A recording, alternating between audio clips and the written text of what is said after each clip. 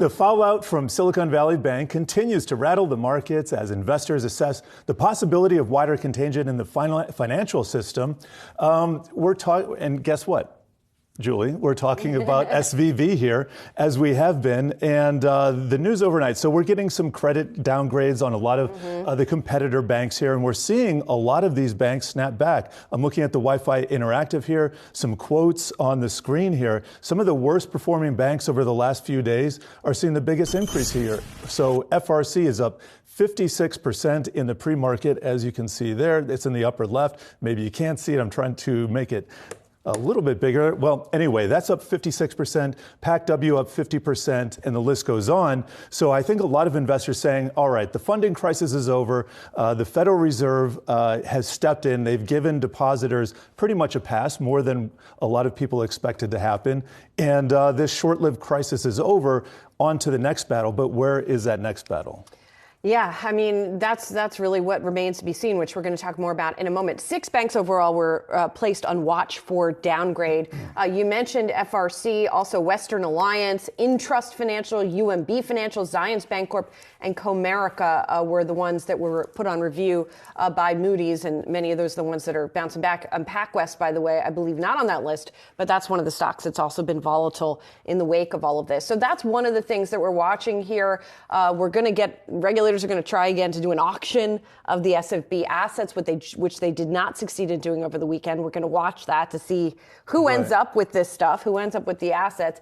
And then the Federal Reserve, in addition for preparing for its meeting next week that we've been discussing, is now turning its lens inward and trying to figure out what went wrong here in this case. As we talked about with Bethany McLean yesterday, she pointed the finger in part at some legislative changes to Dodd-Frank that reduced oversight of this size of banks, right? Besides the 12 so-called systemically important financial institutions, all of the banks below that threshold are not getting as much oversight. And she said that's something that's to blame. Some have pointed the finger at the Federal Reserve itself, California bank regulators. It seems like there's a long list potentially of where, things kind of broke apart or didn't do what they were supposed to be doing. Yeah, but I think it's just a function of we're always fighting the last battle here. We're always fighting the last 100%. Crisis, and so who was expecting interest rate volatility to rear its head after 40 years? Well, you could look at the charts and say it had to happen sometime, but it wasn't fait accompli that it was imminent. So there's a lot that's structurally different right now, and we're seeing some of the fallout from it. And we got to find out how to put the puzzle pieces back into place here as inflation rears its ugly head, continues to, and it's not an easy battle. No, it is not an easy battle. By the way, one of the culprits that I did not mention was management of the actual bank. Yes, that was terrible itself. The treasurer should be, everybody's been fired, I believe. Yes. But the treasury management was just absolutely horrendous, not hedging